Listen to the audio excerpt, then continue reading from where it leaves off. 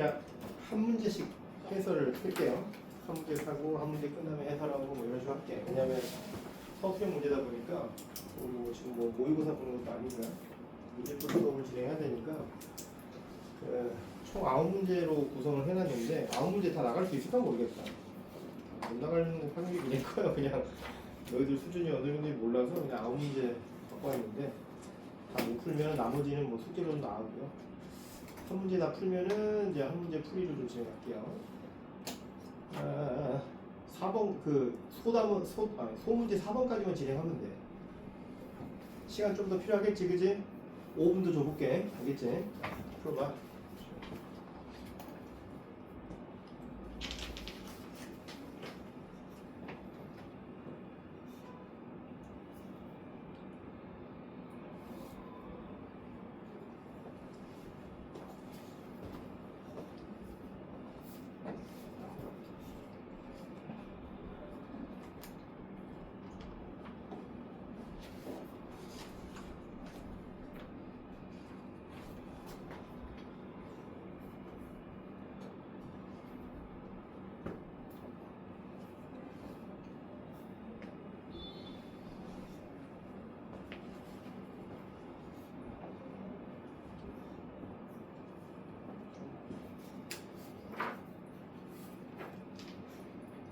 이거 누구 책이야? 너 TPL 하냐? 저번에 선생님 가져오신 저번 선생님이 이거 시켰어? 저번 선생님이 누구지? 최정규 선생님인가? 몰라? 이름이? 이름 몰라? 이거 안 물어봤는데 왜 올림피아드 대회 문제를 들었는데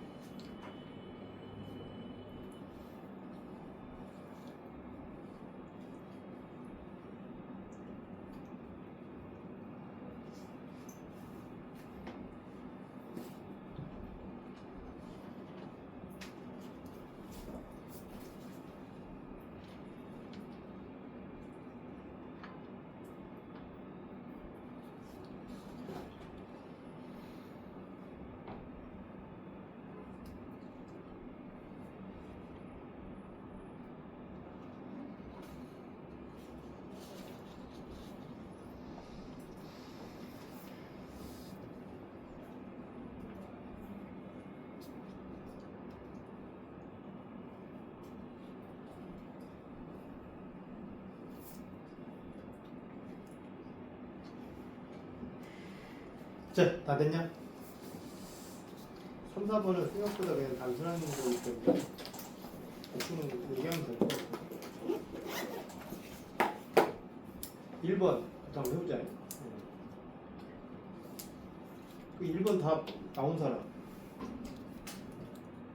어느 위치에 그 도달 그 뭐야 어떤 지점에 그 위치하게 되냐 이게. 그러니까 여기서 말하는 위치라고 하는 것은 제일 위에 그 용수철이 매달려 있는 지점부터 해가지고 공의 질점이 위치하는 곳까지의 위치를 얘기하는 거야. 대략 몇 센치 정도 위치에 존재하게 되냐? 푸른 사람 얘기 좀 해봐. 몇 센치? 45? 49?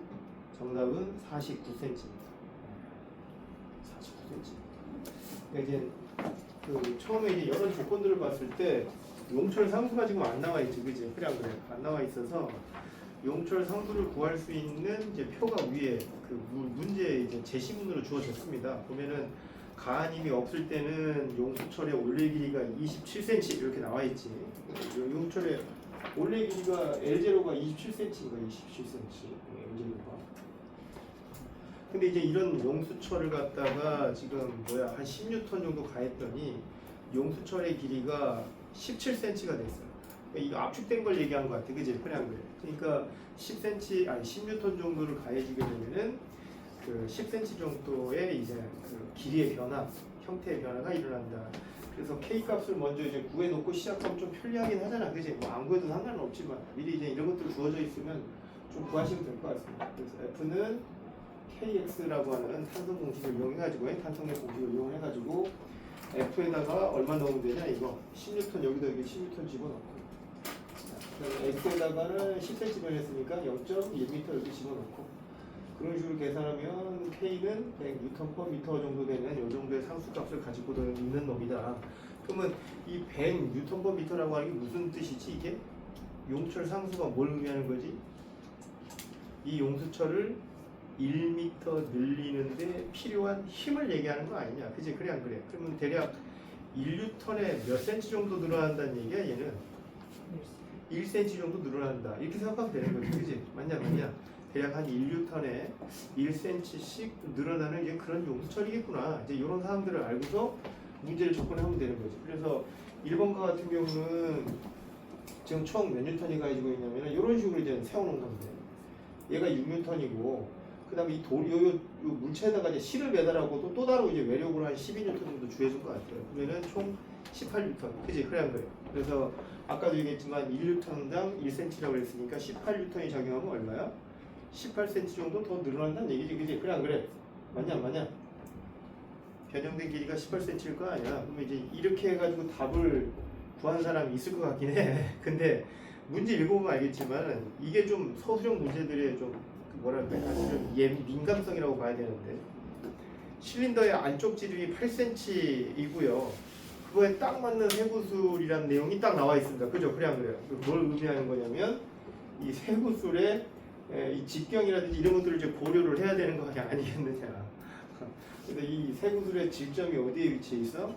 이 물체의 정중앙에 존재할 것 같으니까 이 녀석이 질점의 위치까지 고려하면 이게 한 4cm 정도 그래서 아래로 내려와야 되는 그런 상황이니까 총 45cm에서 요까지 합치면 49cm라고 하는 게 맞겠지. 네. 일반적으로 어떠한 어떤 물체의 위치의 변화라든지 어떤 물체의 위치에 대한 부분을 정의할 때는 항상 질점 기준으로 하잖아요. 그죠? 그래 안 그래요? 질량 중심, 그지? 맞냐? 질점 기준으로 얘기하기 때문에 이 문제는 엄격하게 따지면은 49cm라고 이렇게 설명되어지는 게 올바를 것 같습니다. 그러니까 너희들에게 누군가가 서술형 답안을 요구한다고 한다면은 이런 식으로 이제 논리적으로 설명할 수 있어야 된다. 나중에 이런 거 설명하는 연습도 좀 해야 될 거예요. 알겠죠? 그 다음에 2번. 2번의 답은 이거 실을 갑자기 끊었다라는 얘기는 뭘 의미하는 걸까? 너희들 단진동 배웠냐? 안 배웠냐? 단진동 안 배웠냐? 단진동 안 나갔어? 안 배웠어? 예전 여기 오리지널 영지반이라고. 그 예전에 그 언제부터 개설된 거 아니야? 이거 꽤 오래된 반 아니야? 언제 개설됐는데? 한달 전. 진짜? 그거밖에 안 됐어? 아.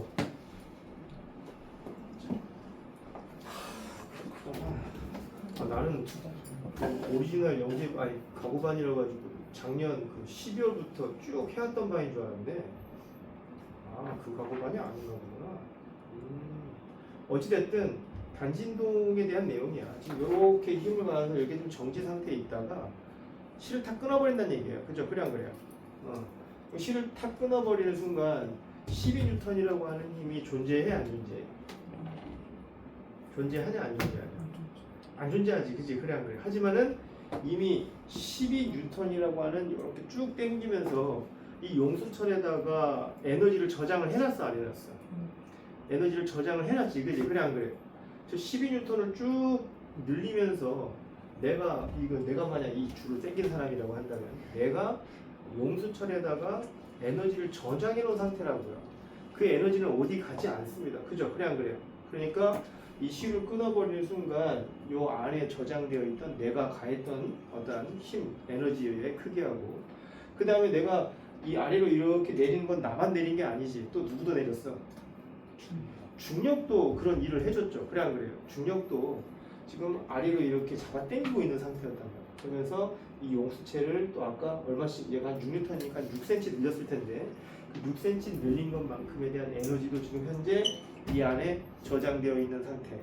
오케이? 그래서 여기 있는 얘가 지금 600g짜리인데 6N짜리에 해당되는 요 물체만 달려 있을 때를 기준으로 하는 새로운 힘 평형 지점을 기준으로 해서 위아래로 방금 저장된 에너지만큼에 해당되는 에너지만큼으로 단진동을 하는 이제 그런 상황으로 해석이 돼야 된다. 이번에 답은 이제 결론적으로 얘기하면 좀 그렇습니다. 그래서 새로운 힘 표현 기점이 어디 있냐를 먼저 좀 찾아야 되는데 힘 표현 기점 원래 길이가 아까 27cm였으니까 이게 이제 원래 길이 이제 27cm에다가 그 변형된 길이가 얼마냐 이번에는 아까 이제 12N이 이제 사라지고 여기 있는 6N짜리만 달려 있는 것으로만 생각을 해봤으면은 아래쪽으로 6cm 정도 이제 내려오겠지, 그지? 그래 안 그래? 그래서 6cm 정도 내려온 상황인데, 근데 아까 이제 이 공의 직경 요거 4cm를 고려하게 되면 이 지점이 새로운 힘 평형 지점이라고 생각하시면 됩니다. 이 지점이 새로운 힘 평형 지점. 그 몇 cm야? 27에다가 33에 37cm, 그지? 위에서부터 대략 한 37cm를 갖다 기점으로 해서 이 지점으로 아래로 12cm, 위로 12cm만큼의 단진동 운동을 하게 된다고 생각합니다. 이 단진동 운동하는 건 누구 때문에 그런가? 이 단진동은 위아래로 왔다 갔다 하는 이유는 뭐 때문이야?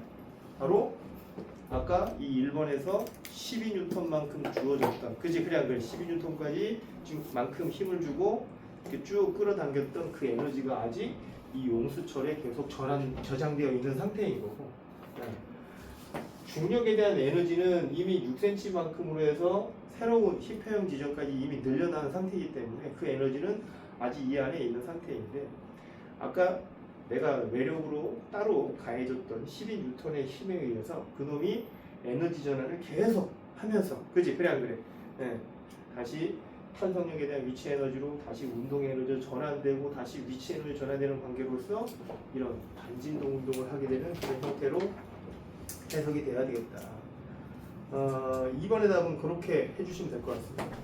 새로운 37, 이게 새로운 힘평형 지점이에요. 힘평형 지점을 진동의 중심으로 해서 위로 12cm, 아래로 12cm의 단진동을 하게 된다. 단진동. 이거 이해 안 되는 사람, 안 해도 돼. 이거 아직 단진동을 안 배운 사람들은 아직 이걸 이해를 못 할 수도 있어. 그래서 이해를 하라고 일부러 에너지 관계로 설명을 해줬거든. 에너지 관계로. 왜냐면 아까 내가 이 물체를 갖다가 12N의 힘을 가지고서 지금 쭉 더 힘을 준 상태잖아요. 그죠? 그래 안 그래요? 그 그 힘을 주고 이 물체를 지금 얼마만큼? 12cm만큼 아래로 당겨놨단 말이야. 그래 안 그래? 이건 뭘 의미하는 거냐면 너희들 이미 중학교 과정 때 일에 대한 부분은 배웠잖아. 맞냐 안 맞냐? 일이라고 하는 행위의 행태가 뭐였냐면 어떠한 물체에게 에너지를 공급해 주는 거야. 지금 내가 이 녀석을 12N을 가하고 12cm만큼 아래로 내려줬다는 얘기는 얘한테 뭘 해준 거야?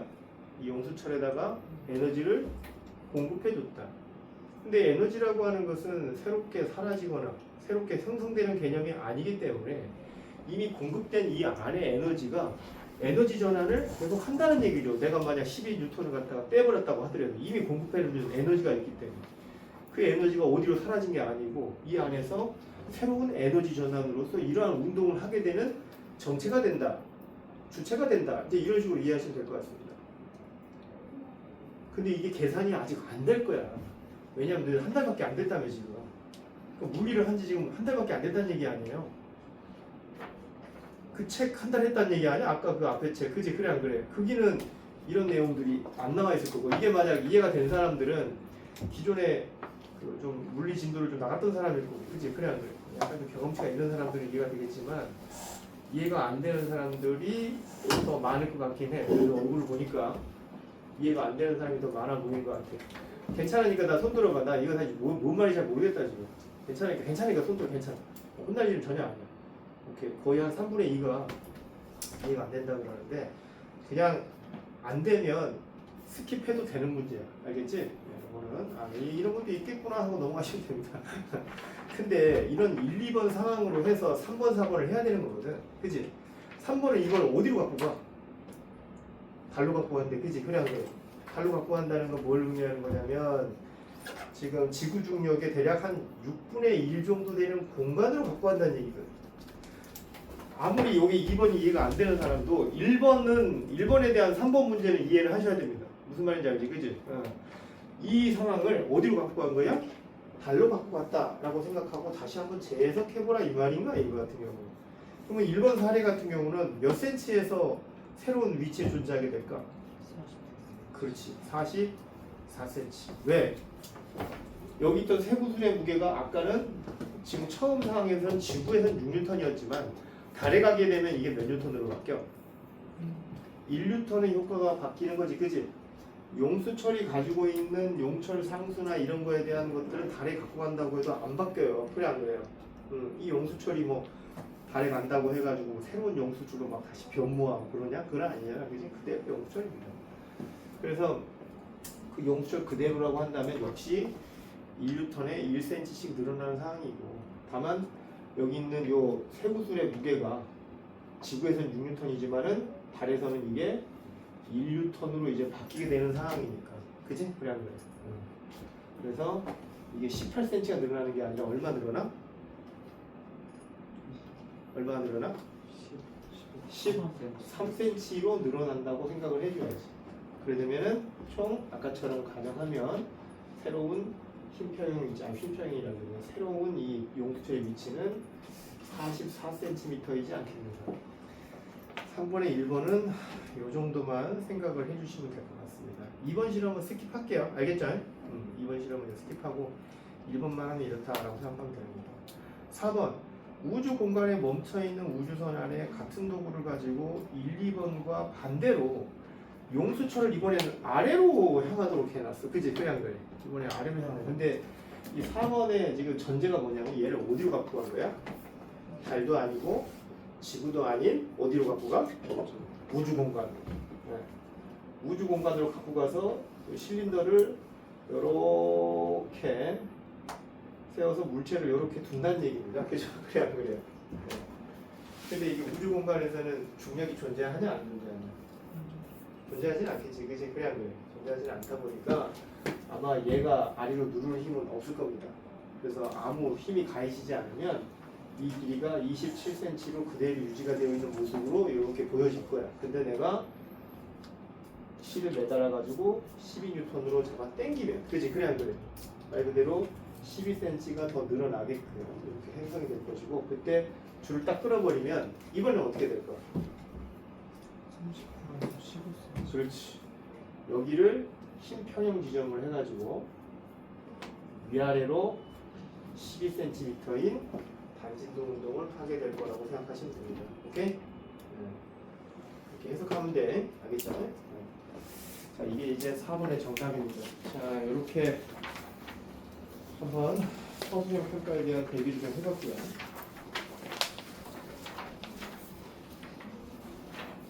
그러니까 이런 문제가 나와가지고 이걸 갖다가 설명하라 그러면은 설명할 수 있어야 돼. 뭘로? 말로써. 응?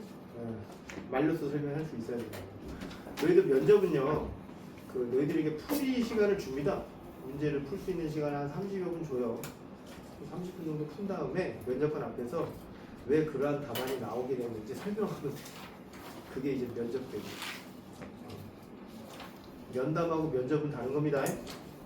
면담은 앞으로 너희들이 이제 해줄 그 서류에 대한 그 전반적인 이제 너희들의 그 보고 탐구 보고서 내용이라든지 그 다음에 그 물화생지 중등 개념에서 너희들이 배웠던 여러 가지 개념에 대한 정의 개념에 대한 부분들 이제 이런 것들이 면담 때 물어보는 내용이고 면접 때는 지금처럼 이런 문제 푼 다음에 어떻게 해줘야 돼? 설명해야 돼. 이제 면접관들 앞에서. 이제 이런 식으로 설명을 좀 해주시면 될 것 같습니다. 2번 한번 보자. 2번도 꽤나 재미있는 문제. 2번도 참고로 그 과거 면접 대비 문제들 같은 경우 보면 대부분 이런 서술형이고 되게 재미있는 창의 서술형 문제들이야. 풀 수 있어야 돼 이런 거. 어떤 사람은 과거가 시험 안 보는 줄 알고 있더라고. 아니야, 시험 봅니다. 알겠죠? 근데 참고로 선생님이 갖고 온 거는 좀 어려운 거야. 실제 과거 문제들은 이것보다 좀 난이도가 훨씬 쉽습니다. 너무 걱정을 하지 마. 아, 이 정도 수준 잘 못하겠는데 이렇게 생각하지 마시고요. 선생님이 갖고 들어오는 것들은 기본 원래 입시 문제보다 난이도가 좀 더 높습니다. 이보다는 훨씬 쉬운 문제들로 접하게 될 거라고 생각합니다.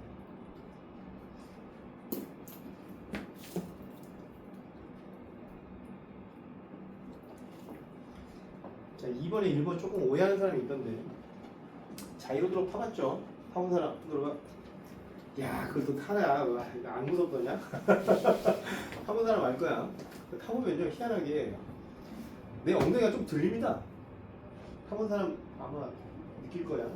근데 내 엉덩이만 들리는 게 아니라 만약 내가 자이로드롭을 타고 손바닥 위에다가 어떤 물체를 올려놓으면 좀 그런 정신이 없겠지만 이렇게 올려놓고요, 같이 떨어지면요, 원래 같이 떨어져야 정상 아니냐? 그지? 그래 안 그래? 같이 떨어져 정상인데 이게 안 그래. 실제 해보면은 이 물체가 손 위에 있던 손 물체가 살짝 뜹니다. 이렇게. 왜 그럴까?를 물어보고 있는 게 1번이야. 그 다음에 2번은 그 무중력을 만들어주는 기계래요. 저게 진짜 있다는데 이게 독일에 요 타워가 진짜 있답니다. 높이가 123m면요 어느 정도 높이 있느냐 이게? 높이가 123m면은 롯데타워가 몇 미터지? 500m냐? 롯데타워만큼 높지는 않지만 어쨌든 롯데타워가 그렇게 높았어? 500m였냐?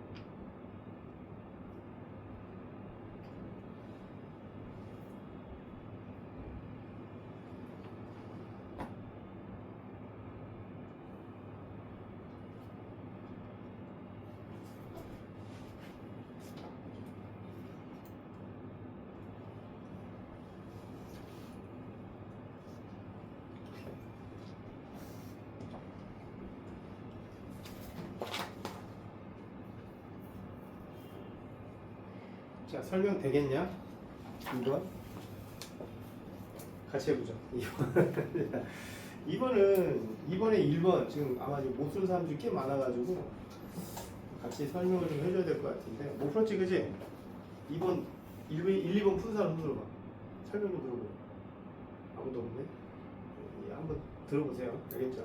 상식적인 내용입니다.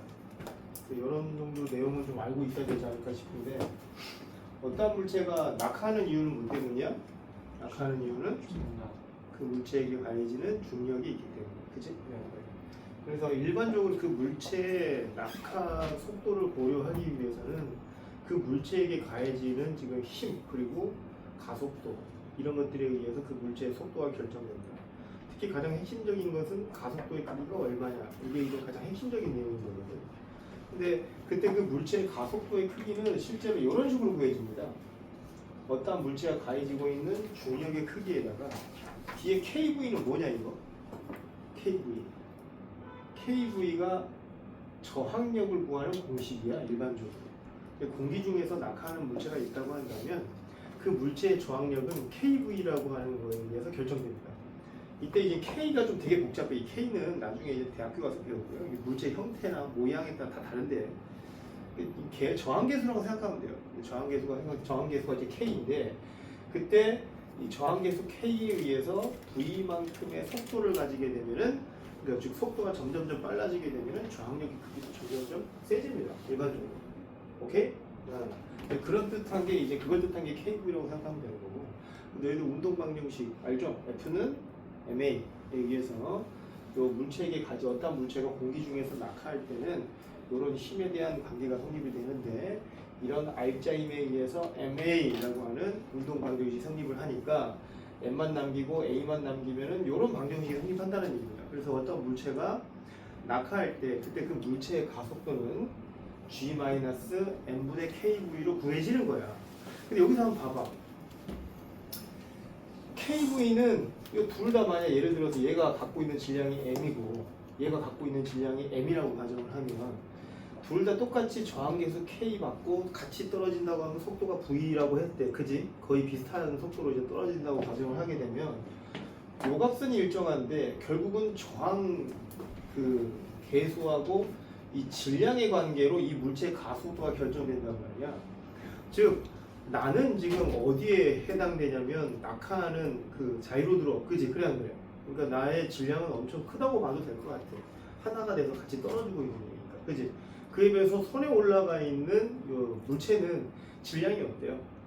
굉장히 좀 작지 그지? 그래 안 그래? 질량이 작기 때문에 요 값이 G에서 빠지는 요 값이 질량이 엄청 커버리면 작아 미묘해 차이가.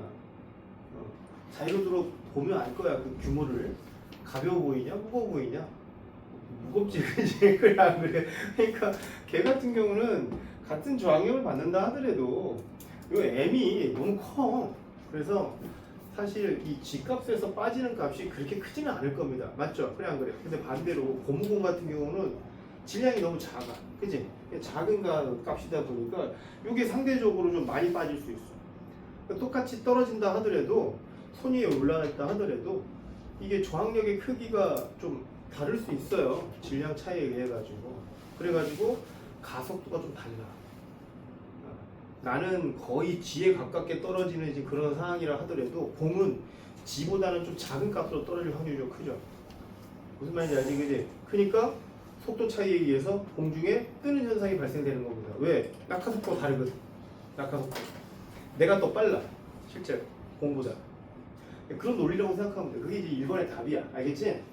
누군가가 1번을 물어보게 된다면 여러 가지 답안이 나올 수 있을 것 같아. 그냥 공기 저항 때문에요. 공기가 있어서요. 뭐 이렇게 얘기하는 사람도 있을 것이고. 그지? 그래, 그래.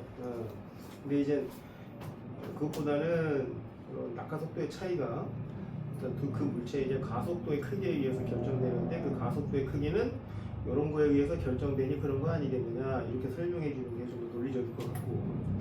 그 다음에 두 번째는 자 봐봐. 그럼 얘가 만약 예를 들어서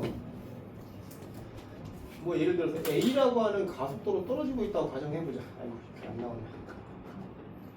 자, 어떤 물체가 A라고 하는 형태의 가속도의 크기를 가지게 되면 자 봐봐. 이 관찰자를 좀 바꿔보자. 알겠지? 두 명의 관찰자가 있다고 가정해봅시다. 지상에서 떨어지는 물체를 관찰하는 사람이 있고요. 반대로 자유로드롭을 타는 사람은 어디에 타 있는 거야? 여기에 타 있는 거잖아. 그지? 그래 안 그래? 맞지 안 맞냐? 그러니까 여기 내 자신이라고 생각을 해보자. 여기 이게 내 자신이야. 나다. 이게 나라고 생각하면은 관찰자가 두 개야. 떨어지고 있는 것을 보고 있는 나. 그지? 내가 떨어진 걸 내가 보고 있다. 라고 생각하면 되는 거고, 내가 떨어지는 걸 저기 친구가 바라보고 있을 때 이 물체 똑같은 운동이지만 완전히 해석이 좀 달라집니다. 그러니까 일단 이 사람부터 좀 생각을 해보면 내 입장에서 자 항상 내가 나를 보면 나는 운동 상태가 어떻습니까? 정지해 있지, 그지? 그래 안 그래? 내가 아무리 빨리 움직이고 있다 하더라도 내가 나를 딱 봤을 때 나를 항상 정지해 있어, 그지? 이게 무슨 개념이냐면 상대 속도에 대한 개념이에요. 맞지? 그래 안 그래? 근데 나는 분명히 무슨 상태냐면 A라고 하는 가속도로 떨어지고 있는 상태거든. 근데 나를 봤을 때 나는 멈춰 있는 상태로 관찰이 돼. 그렇다는 얘기는 지금 나에게 A라고 하는 운동 상태에 대해서 질량 M을 곱하면 늘 잘 알겠지만 R자 힘의 크기가 나오는데, 그지? 그래 안 그래? 나는 지금 현재 MA라고 하는 힘을 바꾸서 A라고 하는 가속도를 가지고 있는 상태인데 정지해 있기 때문에 이 MA라고 하는 MA라고 하는 힘이 나에게 발생돼서 될 상황이 아니냐라고 한다면은 지금 나에게는 그 어떠한 힘도 작용되고 있지 않아야 되는 거야. 무슨 말인지 알지, 그지? 그래서 내가 봤을 때 지금 나의 운동 상태는 정지되어 있는 상태이기 때문에 이 힘의 반대 방향의 MA라고 하는 관성력이라고 하는 가상의 힘이 나에게 발생하는 것으로 취급이 됩니다. 왜? 난 지금 굉장히 빠른 속도로 떨어지고 있지만 내가 나를 봤을 때 정지해 있는 상태라고 한다면 나는 지금 현재 어떠한 힘도 안 받고 있는 상태야 되거든. 맞냐 안 맞냐? 그런 의미로 이 힘에 대한 반대 방향의 이 힘이 가상의 힘이라고 하는 이런 관성력이 나에게 발생되고 있는 것으로 취급이 됩니다. 무슨 말인지 아냐 이거? 이해돼? 그러면 만약 예를 들어서 내가 G로 떨어지고 있는 상태야. 알겠지? G로 떨어지고 있는 상태인데 그러면은 관성력이 얼마만큼 발생을 해야 되는 상황이냐라고 한다면 위쪽 방향으로 mg만큼 발생돼야 되는 상황이 돼버리는 거고, 맞지? 그래 안 그래? 그러면은 나는 지금 현재 어떤 상태로 해석이 되는 거냐면 중력 mg와 위쪽 방향으로 발생되는 관성력 mg가 발생되면서 무중력 상태로서 해석이 돼버립니다. 자, 이게 너희들 자이로드롭을 탔을 때 아주 잠깐이지만 내 몸이 붕 뜨는 것처럼 이런 현상을 느끼는 이유는 뭐 때문이냐면 일시적이지만 G라고 하는 낙하 시점에서는 나에게 어떠한 힘도 작용되고 있지 않은 무중력 상태에 해당되는 그런 상황이 발생했기 때문에 그런 거거든. 이게 무슨 말인지 알지, 그지? 그러니까 너희들 엘리베이터 안에 만약 지금 너희들이 지금 갇혀 있는 상태야, 알겠지? 그래서 엘리베이터 안에 지금 현재 너 몇 킬로냐? 60kg인 친구가 지금 있는데 그때 이 친구한테 지금 발생되는 중력의 크기는 한 600N 될 겁니다. 600N. 알겠죠? 그래서 엘리베이터가 멈춰 있는 상태인데 얘가 위에 만약 몸무게를 측정할 수 있는 저울에 올라가 있다면 이 저울은 600N으로 측정이 되고 있는 이제 상태일 거야. 근데 얘가 갑자기 이 엘리베이터에 줄이 딱 끊어져 버렸어. 그럼 어떻게 돼? 저기 확 떨어질 거 아니야, 그지? 얼마의 가속도로 떨어질까? 이때는 G라고 하는, 그지? 가속도의 크기로 지금 떨어지고 있지, 떨어지는 지금 그런 상황으로 해석이 되지 않겠느냐. 그러면 지금 이 물체의 운동은 지금 이 사람은 지금 엘리베이터 안에 있기 때문에 바깥이 창문이 없기 때문에 지금 내가 떨어지고 있는 것인지 지금 뭔지 알 수 없는 상태인 겁니다. 알 수 없는 상태인데 그때 내가 딱 밑에 있는 저울을 봤을 때 어떤 느낌일까?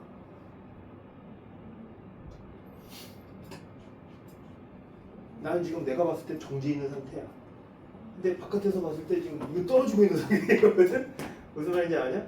근데 바깥 상황을 전혀 알 수 없는 이 사람 입장에서는 지금 낙하고 있는 건지 아닌지 모르겠지만 내가 나를 봤을 때는 정지해 있는 상태거든. 그래 안 그래? 맞냐 안 맞냐?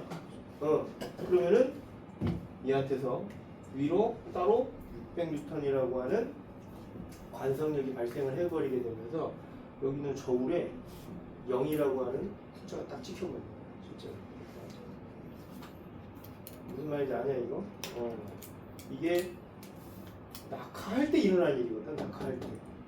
그래서 이 친구는 낙하하는 동안에는 내 몸이 공중에 붕 뜨는 실제 그런 무중력을 경험하게 됩니다. 근데 바깥 사람 입장에서는 그렇게 안 느껴져. 그냥 얘하고 똑같은 속도로 떨어지고 있거든. 똑같은 속도로 떨어져 있다 보니까 얘 입장에서는 무중력처럼 보이지만 얘 입장에서는 그냥 낙하하고 있는 거야. 뒤로. 해석이 이게 달라진다. 관찰자가 누구냐에 따라서 해석이 완전히 달라지게 돼. 관성력이라고 하는 것도 이 사람한테는 관성력은 전혀 측정되지 않습니다. 그냥 낙하고 있는 거예요. 중력에 의해서 두물체다. 근데 이 안에 있는 사람 입장에서는 가속 운동 안에 하고 있는 그 사람 입장에서는 내가 지금 현재의 나의 어떤 운동 상태를 봤을 때 정지되어 있는 이런 형태의 운동 상태를 해석하기 위해서는 나에게 발생되고 있는 힘이 없어야 되는 상황으로 인식이 되다 보니까 관성력이 발생하는 것으로 취급이 됩니다. 관찰자에 따라서 이렇게 이런 관성력이라고 하는 게 발생되는 경우도 있고 발생되지 않고 이렇게 관찰이 되지 않는 경우도 있기 때문에 이런 것들은 관찰자의 시점에 따라서 해석을 좀 달리 해줘야 된다고요. 오케이? 그래서 이 독일의 브레멘이라고 한 브레멘에 있는 이 브레멘 대학의 이 탑 있잖아. 탑이 브레멘 탑이라고 되어 있는데 이 탑의 원리가 딱 이 원리를 이용한 거예요. 그러면 이제 좀 이해가 된 사람들은 낙하할 때는 그럴 수 있다고 쳐. 그지? 그래 안 그래? 낙하할 때는 지금처럼 이런 식으로 무중력이 경험되는 건 이해하겠습니다. 그죠? 그래 안 그래요? 근데 이걸 두 배로 늘렸대잖아 시간을. 낙하만 하는 게 아니라 이제 어떻게 해도 쏘아 올리면서도 무중력이 된대요. 쏘아 올리면서도. 왜 그럴까? 쏘아 올리면서도 무중력이 되는 이유는 뭐 때문에? 그걸 너희들 보고 써보라는 거였어. 이게. 그 낙하는 물체의 무중력에 대한 부분은 관성력을 배운 사람이면 누구든지 다 얘기를 합니다. 왜냐하면 이거는 이제 물리 1 할 때 대부분 관성제 1법칙 얘기할 때 이 얘기들을 다 해주거든요. 기본적으로. 배운 사람 쓰더라고요. 혹시 관성력에 대해서. 배운 사람 없나? 너 배운 거 같은데? 안 배웠니? 안 가르쳐줬다고 한다면 그 선생님이 아직 받아들일 준비가 안 되고 있다고 생각하고 얘 설명을 안 해줬을 수도 있어. 근데 기본적으로 관성법칙이라고 하는 것은 이런 내용이 있어야 돼. 기본적으로. 이거 아니면 관성을 설명하기가 좀 힘듭니다. 기본적으로. 자, 그러면 이제 낙하하는 물체는 발생되는 가속도에 반대 방향의 가속도가 발생한다는 이유 때문에 이렇게 되는 거다라고 생각을 하면 되는 거야. 그지? 근데 올라갈 때는 왜 그러냐 이 말이야. 올라갈 때도 똑같아요. 물체를 쏘아 올리는 거야. 그러니까 어떻게 쏘아 올릴 거냐면 그냥 천천히 올리는 게 아니라 애초에 엄청나게 빠른 속도로 팍 쏴 올리는 거지. 대략 얘가 110m잖아요. 선생님이 계산을 해봤어. 대략 한 169km/h 정도로 쏴버리는 겁니다. 그럼 무중력 경험할 수 있어. 올라갈 때도. 천천히 쏘면 안 돼. 처음에 애초에 바닥에서부터 속도를 무려 169km/h. 이거 미터/s로 한 사람은 얼마냐? 47m/s가 그럴 거야 이게. 한 요 정도 속도로 쌓아 올리면은 올라가면서부터 무중력이야. 왜 그러느냐? 자, 올라가면 속도가 어떤 운동을 하게 돼? 어떤 속도를 경험하게 되냐? 점점점 속도가 줄어들어. 그치? 그래 안 그래? 점점점 줄어드는 속도에 대한 가속도는 마이너스 g입니다. 마이너스 g. 그러니까 지금 운동 방향이 위쪽 방향이기 때문에 아래쪽 방향으로 마이너스 g라고 하는 가속도가 발생하고 있는 거예요. 그런 상황으로 해석이 되는 거거든요. 지금 이 물체의 가속도의 방향은 아래쪽인 거야. 그러면 이 가속도에 대해서 반대 방향의 관성에 의한 가속도가 위쪽 방향으로 발생해 버려요. 그러면 이 물체의 중력이 지금 mg라고 가정하면, 그지? 원래 이 mg라고 하는 중력의 크기와 관성에 의한 가속도가 위쪽 방향으로 발생하고 있기 때문에 그때 관성력의 크기를 구하기 위해서 mg를 곱해버리면 자 중력의 크기 mg와 관성력의 크기 mg의 크기가 같아져 버리면서 위로 갈 때부터 얘 무중력이에요. 볼 때입니다. 어디까지? 최고점에 도달될 때까지 대략 한 4.7초 걸릴 겁니다. 왜? 47m/s로 쐈으니까. 그리고 내려올 때는 어떤 시스템으로? 요걸로. 이번에 내려올 때는 가속도가 어느 쪽이야? 아래쪽으로 방향으로 바뀌었지, 그지? 방향이 아래쪽으로 바뀌었다는 얘기고 그 다음에 속도가 점점 증가합니다. 이때에 대한 가속도가 어느 방향이면 아래쪽이야. 그럼 아래쪽으로 G가 발생하게 되면은 위쪽 방향으로도 G 관성력이 같이 발생하거든. 그래서 아래쪽에 mg와 위쪽 방향의 관성력의 크기 mg가 서로 상쇄가 되면서 또 무중력을 경험하게 됩니다. 골 때리죠, 그죠? 그래 안 그래요? 예. 팡 쏴서 올라갔다가 떨어질 때까지 대략 한 10초 가량의 무중력을 경험할 수 있는 장치입니다. 이게. 예. 근데 왜 111m 정도밖에 110m 정도밖에 못 만들었을까? 10초면 너무 짧잖아, 그지? 10초면 매우 짧은데 이유가 뭐 때문이냐라고 한다면 사람이 들어간 통을 초속도로 169로 올리는 것조차도 엄청나게 힘들대 이게. 그러니까 이제 더 높이 올라가려면 초속도가 어때야 돼? 더 빨라야 되지, 그지? 그래 안 그래? 더 빨라야 된단 말이야. 아, 진짜. 근데 이제 그 정도 속도까지 만들어낼 수 있게 되냐? 못 만든 거야. 그래서 그때 이 정도의 캡슐을 갖다가 무중력을 경험하기 위해서는 한 이 정도는 돼야 되겠다 해가지고 만들어지는 게 이제 이 정도입니다. 이 정도가 이제 현실적으로 만들 수 있는 높이인 것 같아. 이거 1, 2번 이해되냐? 괜찮아? 아니, 너무 어려울 것 같고 한다. 좀 쉬운 걸 갖고 와서 그랬다. 괜찮아. 다음 주부터 하는 거 이거보다 훨씬 쉬울 거 같아.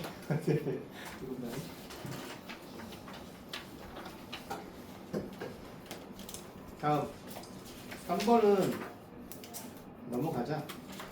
이거 다 못하겠다. 지금 1, 2번만 했는데 시간이 너무 많이 갔다. 그래서 3번은 시훈이가 그냥 너희들이 알아서 해보고 4번 한번 해보자. 4번은 규칙성 찾기입니다. 가끔 나와요. 규칙성 찾기. 특히 영재학교 문제에서 되게 자주 나오는 유형이고 과거에서도 이런 규칙 찾기 문제가 가끔 나옵니다. 그러니까 자료 해석과 규칙 찾기 문제인데 한번 찾아볼래요? 찾을 수 있나?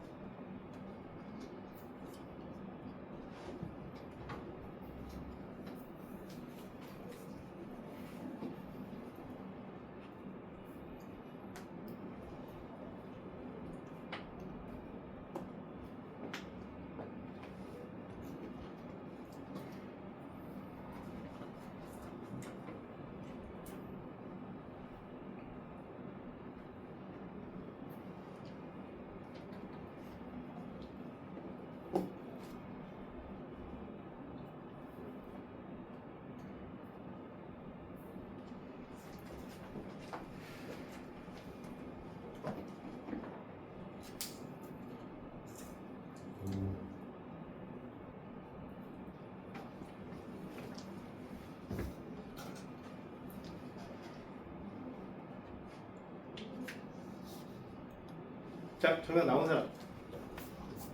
정답은 위치 에너지 식을 추론하고 그 추론 과정을 서술하라고 그러잖아. 그지? 이 조건을 봤을 때.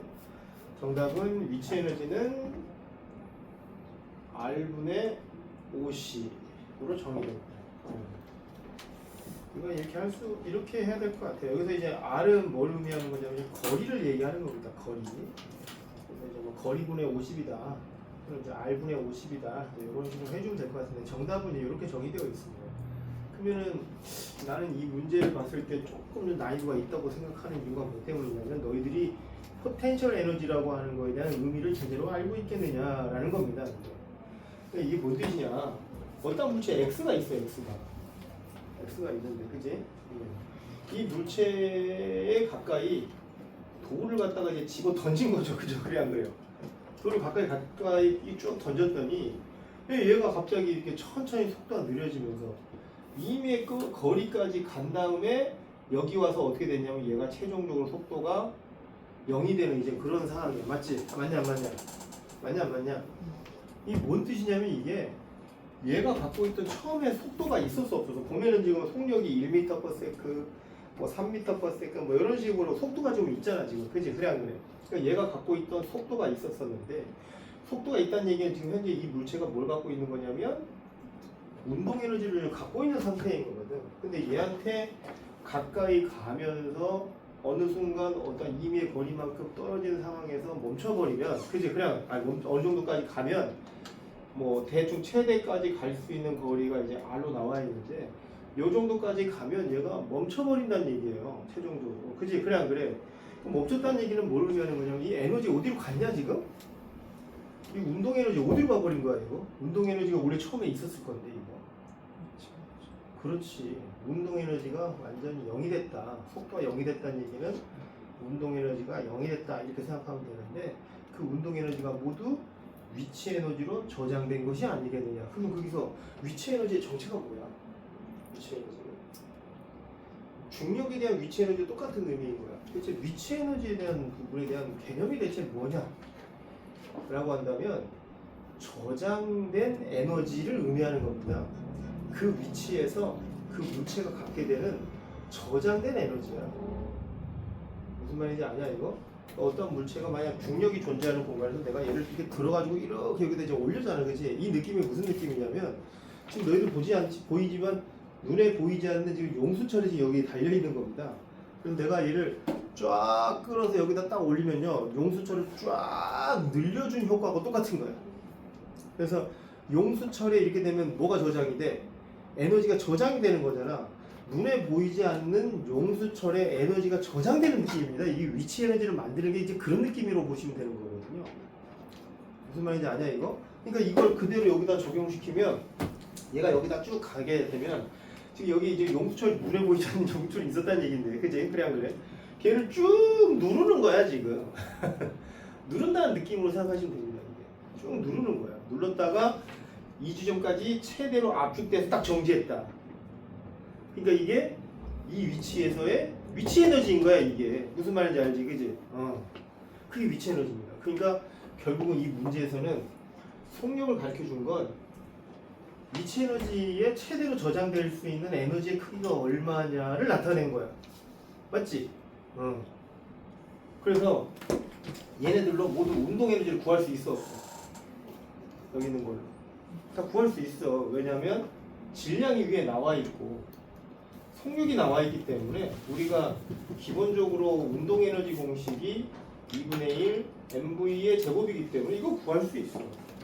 이거 구해 보면은 그래서 얼마가 나오냐면 키네틱 에너지 구하면 0.5줄 나와. 그지? 그래 안 그래? 0.5줄 나와. 여기서도 구해보면 얼마가 나오냐면 키네틱 에너지 이거 얼마 나오냐 계산하면 2줄 나오지. 2줄. 요거 계산해보면요, 이거는 4.5줄인가 정도 나올 거야. 약 4.5줄 정도. 요 정도 좀 나올 겁니다. 그러면 눈치 빠른 사람 딱 알 거야. 관계의 규칙성이 있어. 이 두 개 곱하면 얼마 남아?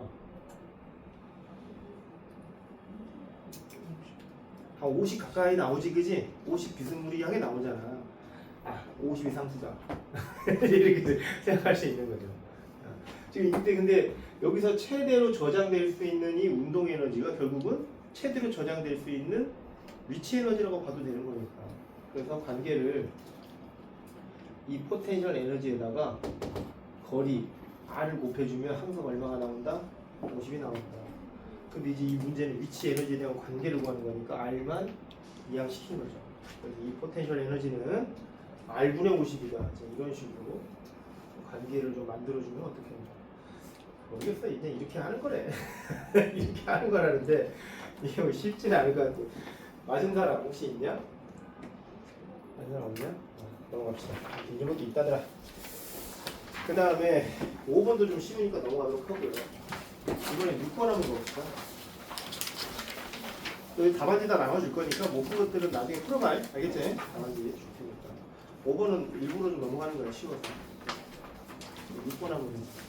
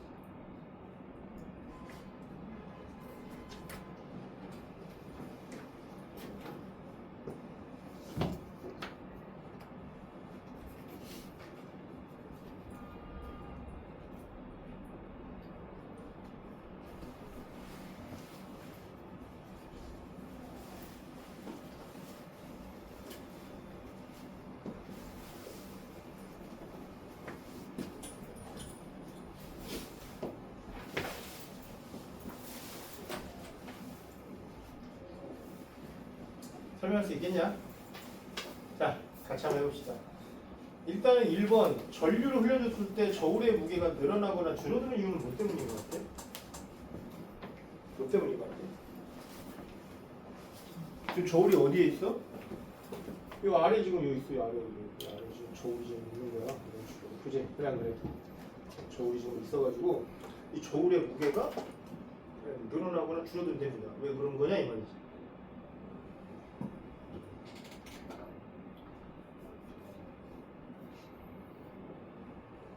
설명 가능한 사람 한 명도 없나? 지금 어떤 상황이냐면 여기 있는 이 디귿자 도선 있죠, 그죠? 이 디귿자 도선에다 뭐 해주는 거야? 전류를 가해주는 거야. 자, 너희들 중학교 2학년 때 배우나? 자기장 언제 배우니? 지금 아마 너희들 2학년이잖아 지금. 3학년이구나. 3학년이니까 아마 2학년 때 작년 2학년 때 이거 배웠을 거야 이거, 그지? 너희들 전자기력이라고 아마 들어봤을 것 같은데 맞냐 안 맞냐? 자기장 영역 속에 전류가 흐르는 도선이 있으면 그 도선은 어떻게 돼? 전류가 발생시키는 자기장과 주변에 있는 어떤 또 다른 자석이나 이런 거에 의해서 발생된 자기장이 서로 상충하면서 자기장과 자기장이 서로 밀어내거나 또는 끌어당기면서 어떤 전자기력이라고 하는 힘을 발생시킨다. 그래서 너희들이 이걸 그 힘의 방향을 알아내기 위해서 이렇게 오른손으로 이런 거 배웁니다. 이걸 플레밍 법칙이라고 얘기를 해요. 들어본 사람? 그때 이 4개의 손가락이 가리키는 것이 외부 자기장의 방향. 그치? 그래 안 그래? 여기는 이 엄지손가락이 가리키는 방향이 전류의 방향. 그래서 이 두 개가 서로 수직할 때 이와는 또 다른 손바닥이 가리키는 또 다른 수직한 방향으로 전자기력이 발생한다라고 하는 논리야. 이거 배웠어 안 배웠어? 아마 배웠을 거 아니야. 그죠? 그래 안 그래요? 그 때문에 그래. 이게 이 도선이 지금 그 힘 때문에 이 밑에 있는 이 저울이 늘어나기도 하고 줄어들기도 하고 그런단 말이에요. 자, 예를 들어서 지금 전류가 이쪽 방향으로 흐른다고 하면 가정을 해보자. 이쪽에 전류를 흘려본다고 가정하게 되면 이렇게 흘러가서 이쪽 방향으로 이렇게 전류가 흘러갈 거 아니에요. 그죠? 그래 안 그래요? 맞냐 안 맞냐? 그렇게 되면 지금 현재 이 도선에서 발생되는 자기장은 이쪽 방향으로 이렇게 지금 N극에서 나와서 S극으로 들어가는 이쪽 방향에 지금 자기장이 형성되어 있는 상태야. 그래서 이 외부에서 발생되는 이 자기장하고 전류의 방향이 서로 지금 어떤 방향이야? 수직해버리지. 그지? 그래 안 그래? 그렇게 되면은 이와 또 다른 수직한 방향으로 힘을 받는다는 건데 한번 찾아보자. 어느 방향인지. 예를 들어서 지금 자기장이 이쪽이니까 이렇게 해주시면 되고, 그지? 전류의 방향이 지금 칠판 방향으로 나오는 방향으로 가져가면 이렇게 해주면 이 도선이 어느 쪽으로 힘받아? 위쪽 방향으로 이렇게 딱 힘을 받아버린단 말이야. 그치? 그래 안 그래? 맞냐 안 맞냐? 이 도선이 이제 그렇게 힘을 받는다고. 이게 이제 자기력의 방향입니다. 그러면 이 저울 어떻게 될까? 늘어날까? 저울의 눈금이 늘어날까? 아니면 줄어들까? 줄어드냐? 반대라지. 늘어나지. 작용? 반작용이라고 하는 것이 적용되는 거야. 이 힘은 얘만 받는 게 아니야. 얘만 받는 게 아니라 밑에 있는 이 자석도 힘을 받아. 어느 방향으로 받았을 것 같아? 그래, 아래로 받았어. 아래로 받았다. 작용 반작용 때문에. 그러니까 이 밑에 있는 자석이 위로 떠받친 거야. 저 자석을 위에 있는 디귿자 도선을 위로 딱 떠받친다고 생각해봐. 그 밑에 내가 만약 저울을 밟고 있다고 한다면은 이렇게 위로 딱 들어올리면 이 저울이 늘어날까 줄어들까 이 생각하면 돼. 어떻게 되겠어? 위로 미는 거에 대한 반작용이 아래로 작용하게 되면서, 그치? 그래 안 그래? 저울의 눈금이 늘어나는 형태로 해석이 됩니다.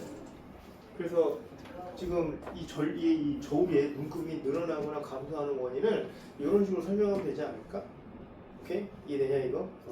좋았어. 근데 2번 기억 니은으로 봤더니 왜 니은이 더 작게 우리 몇 시까지야? 8시, 7시까지야? 아니면 6시 55분까지야? 55분이야? 40분에 시작한 거 아니야 너희들? 35분에 시작한 거야? 아 근데 내가 좀 늦게 들어왔나? 40분인지 알았더니 아니 너희들 3학년인데 35분이야? 예비 집안 애들이 35분 아니야? 35분 9시 50분. 아 그래? 어쨌든 2번 같은 경우는 이 전자기력의 크기는 BIL이라고 해가지고 도선의 길이에 서로 비례적 관계로 발생을 하게 돼. 근데 그 힘을 받는 밑에 이 도선의 길이가 짧아져가지고 그 힘의 크기도 줄어든다라고 생각하시면 됩니다. 자, 어찌됐든 오늘 뭐 대충 오늘 비는 시간을 좀 때우기 위해서 필수로 좀 진행을 해봤는데 선생님이 좀 더 생각해볼 법한 문제들을 좀 했는데 좀 어려웠나 봐. 한번 남아있는 문제들은 일단 뭐 여기서 자유롭게 한번 풀어볼 수 있으면 한번 풀어보시죠. 해답 줄 테니까요. 해답 제가 그래서 뒤로 넘겨주고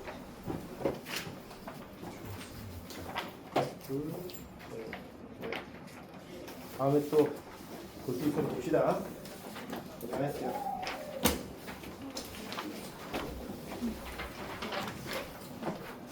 나갔다 와도 돼.